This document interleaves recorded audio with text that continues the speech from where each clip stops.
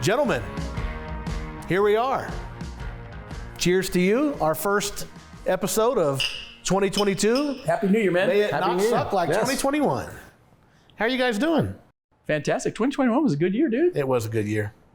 It was kind of a crazy year, Very crazy. but it was a good year. Yeah, never But ever I'm better. really super excited to have two of the best dudes on the planet here in Colorado Springs, from Tennessee, from Philadelphia.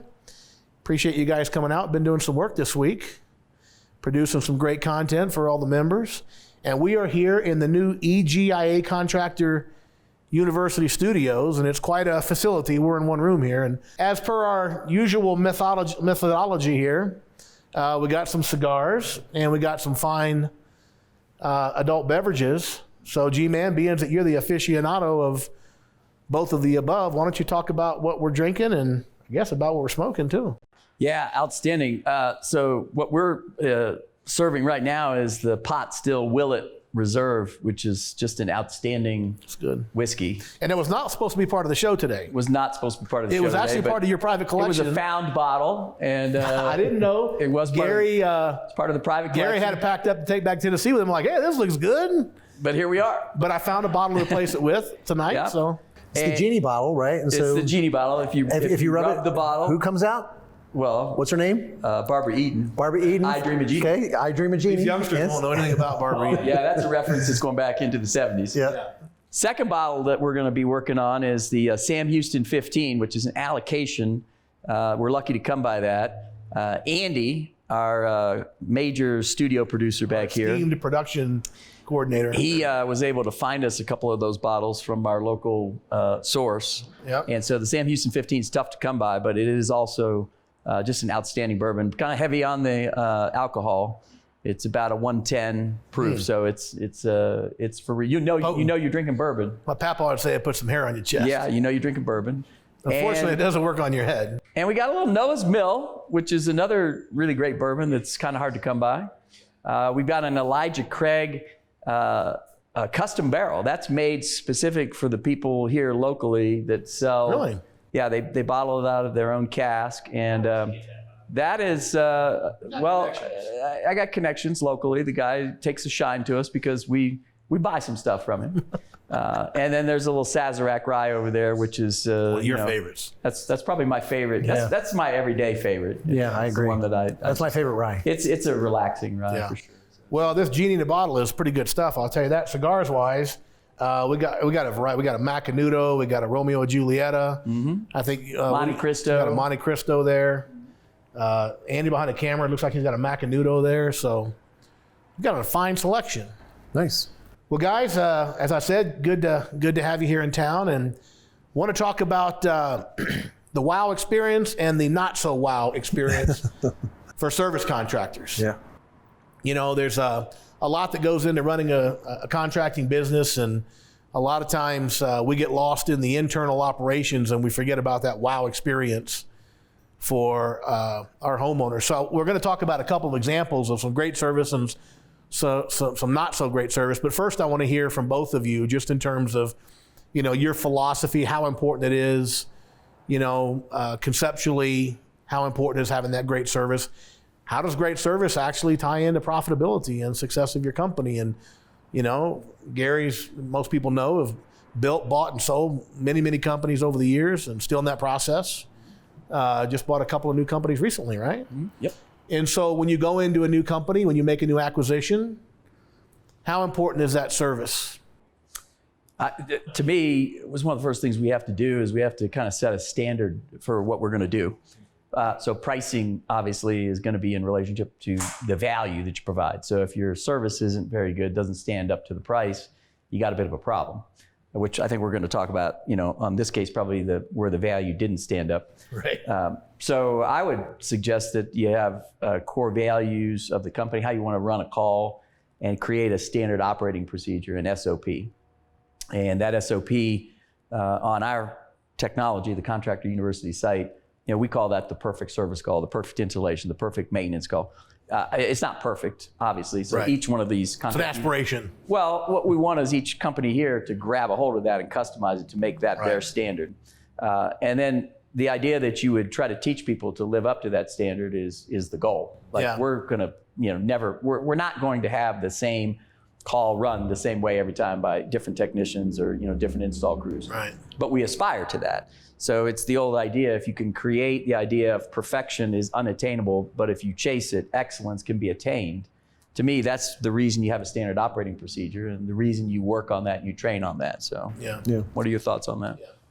Well, I think there are contractors that are people that are in business, and then there are business people that are in contracting. And that's good. very subtle and it's very nuanced, right?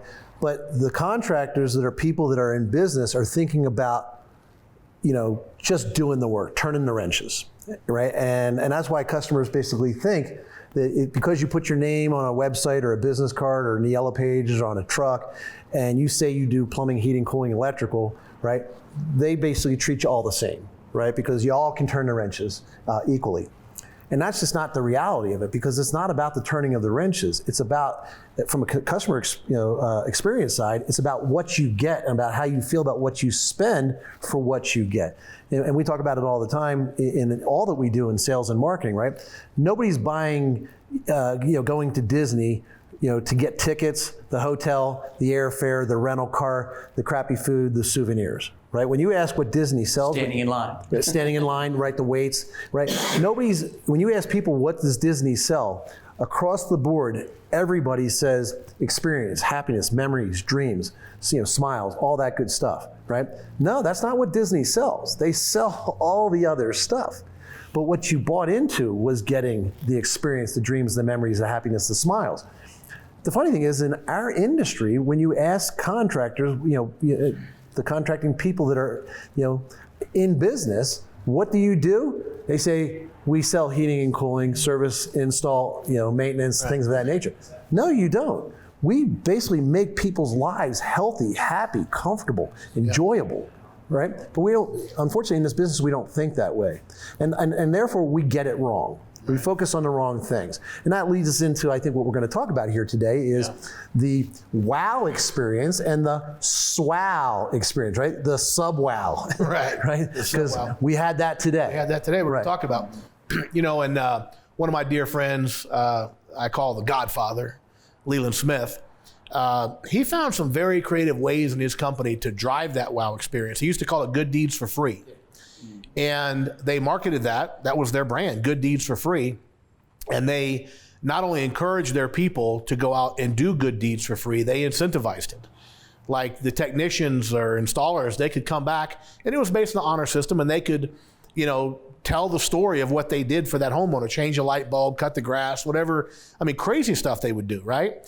And then they would reward that. You would get points for based on that. And then if it was a really crazy story, they would send their marketing team out to video it, record it, and share it with the entire team on their monthly meetings. I remember one time I was out there, and they went to this breakfast restaurant, and it was kind of a candid camera thing. They put cameras and wired the whole place for cameras and audio, and they paid for every customer's breakfast that came in for like a 3-hour period.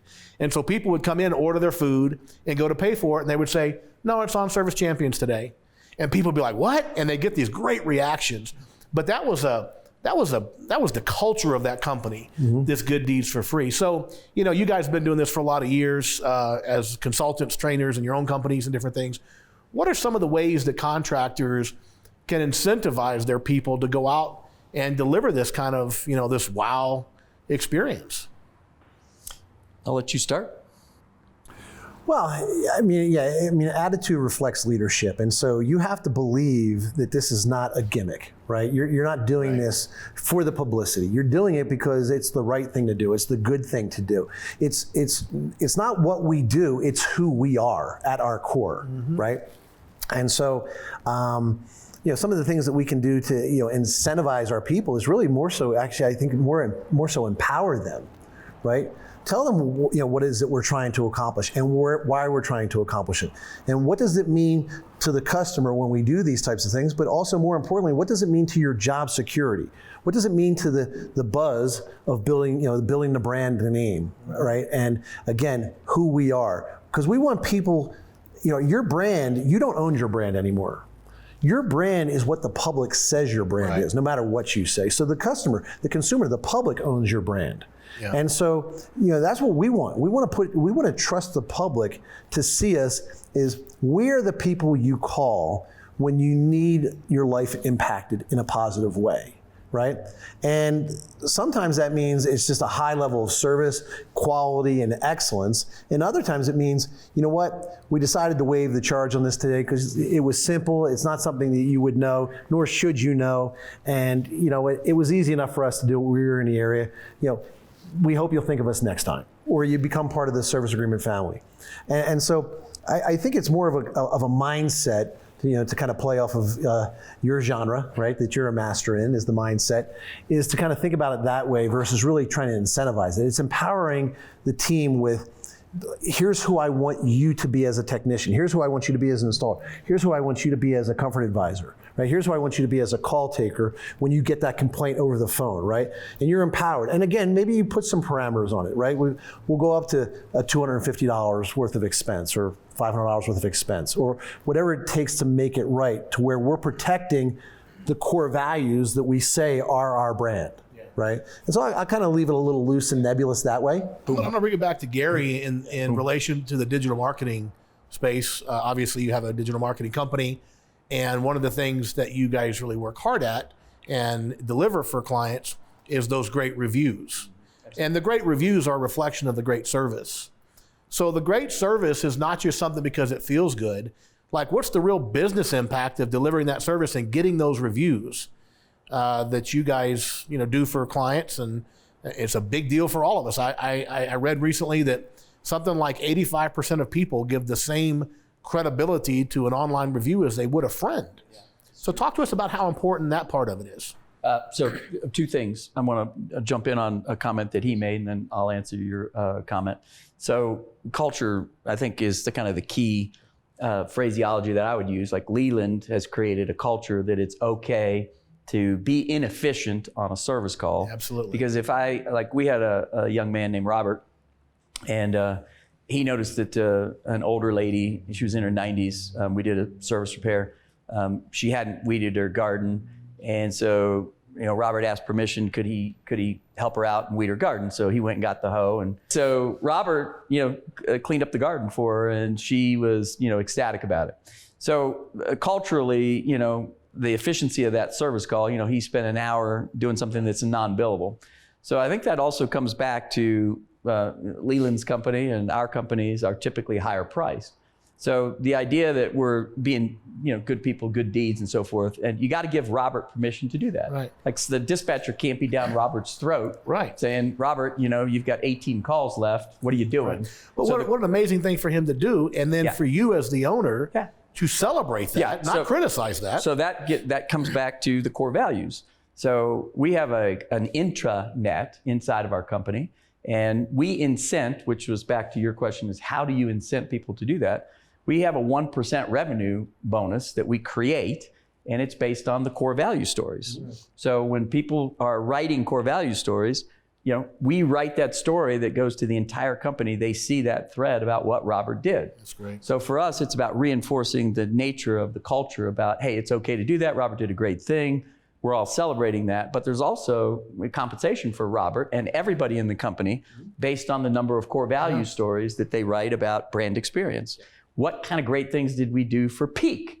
And so, your company, we obviously do your digital marketing. And so once somebody will write a story about, hey, we took care of, so-and-so and we did this. And so somebody jumped in and we're rewarding the behavior pattern. The idea is do what's right for the client. Yeah. Don't worry about the profitability. The profitability will come. Right. And the second part of that question that you ask is reviews. And so I think one of the things you've got to do is you've got to just teach people in your company the importance and the nature of how reviews are impacted in the world. Like, how do people actually view that?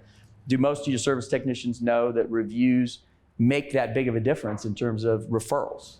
And the answer is, if you ask most service technicians, they may not. So that's up to the company leadership, the management structure to train people, make sure they understand the power of that. And then culturally, you need to reinforce that. So, we pay our guys bonuses based on the idea of they've got X number of reviews. So we ask for a review each time. Service Titan pushes reviews out. Obviously, our platform is different than that one, but the technicians are still responsible for that. The install crews are responsible for that. So we create incentives based on the number of views they produce.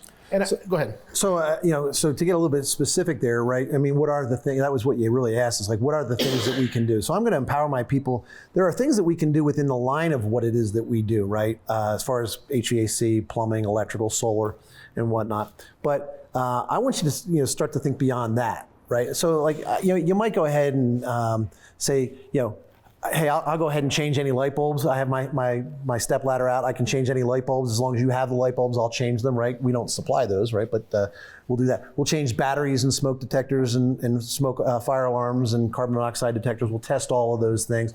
We'll go ahead and empty all the trash cans in the house. If I go out and I see that they maybe have an old appliance sitting in a garage or in the backyard or something like that, or any bulk trash item, I'll say, listen, and I'll even offer any bulk trash you have.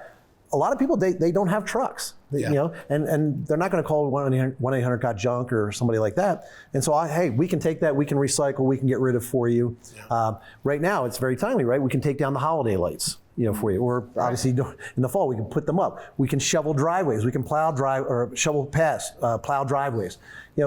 Those types of things that we can do that are, in my mind, high value, probably low cost, but they're just added services. We are if you really want to say to yourself, you're a full service company, my job is not to focus on, as we talk about, in the sales training, only the things that Joe the concrete can do, right? Joe the concrete guy can do. But what else can I do while I'm here that's tangential to what I do, right? So if we're doing our job to the best of our ability, like we talk about, like you say, the shoulder doctor, right? We should be walking the whole house, right? Whether you're a plumbing guy, an HVAC guy, or a electrical guy, you should be walking the whole house and testing all the circuits on an electrical guy, looking at all the locations of vents and radiators and baseboard if you're an HVAC guy. If you're plumbing, you're going to where all the plumbing fixtures are, right? We should be, in the fall, or before winter happens, we should be bleeding off all of the outside hose bibs for the people. Everybody forgets that, and that results in basically burst pipes, right? And so you might not be the plumbing guy, but you're the HVAC guy, and you say, listen, let me look out for you, right? And so those are the types of things in my mind that we can and should do, that are tangential to what it is that we do. And they're just simple added services, conveniences.